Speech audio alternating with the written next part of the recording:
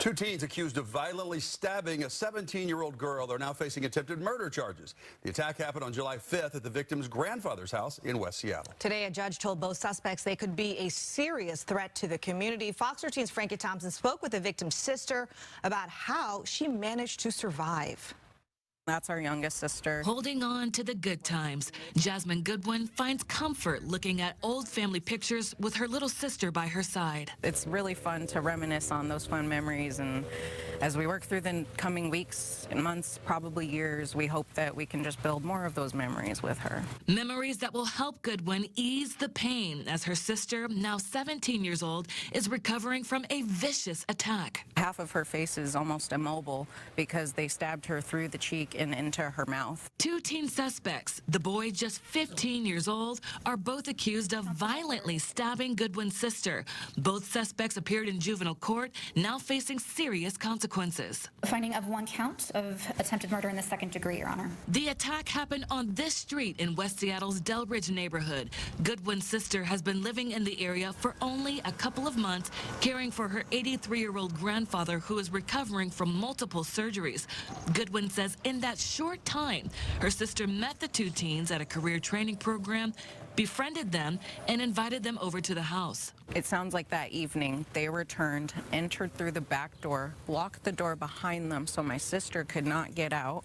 Some confrontation occurred, and next thing my sister knows, she's being stabbed. She was stabbed several times in the face, through the cheek, on her chin, on her head, in her neck.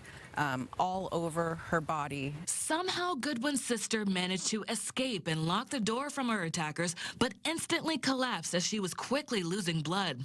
Goodwin says her elderly grandfather could only yell for help due to his limited mobility from surgery. Heard her scream, just the most blood-curdling scream that he's ever heard, ever. If he didn't yell back and help scare them away, and if he hadn't been here to call 911 for her, the blood loss probably would have taken her life. She's been in the hospital ever since first responders rushed in to save her, but her blood is still pooled on the walls and floors of her grandfather's house.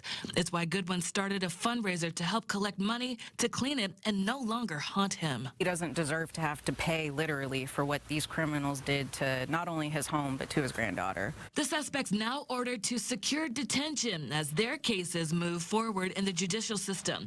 Now Goodwin worries how this terrifying encounter will shape her sister's picture of the future. We don't know what her new normal is going to look like.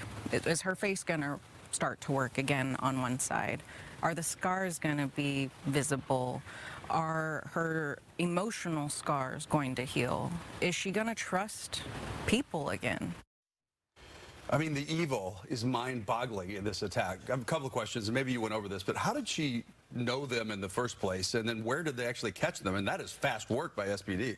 Yes, absolutely. So this teen has known these kids only a couple of months. She met them through a career training program, and that's how she was able to befriend him. Now, Seattle Police Department tells me they arrested these kids from Snohomish County yesterday. They live in Snohomish County. They were living in Marysville and were arrested yesterday. That's why we were able to see them in court, in juvenile court today. Yeah, and again, as David mentioned, just pure evil in this case. The fact that the crime itself is really shocking, but the fact that these are teenagers accused of doing this. So since it's so serious and that girl is in the hospital just fighting for her life in this case, could there be additional charges more serious, you know, than maybe another case? Absolutely. So the female suspect in this case, she is 17 years old, and a judge told her today in court that because of her age, the nature of the crime, how serious the allegations are, her case could move over to the adult court. Now, the judge told both suspects today that there could be more charges pending. Prosecutors have until Friday to make those additional charges, and then they will be arraigned on whatever charges they're facing come this Monday. Well, at least they're still locked up until we find out more later this week. Frankie, thank you.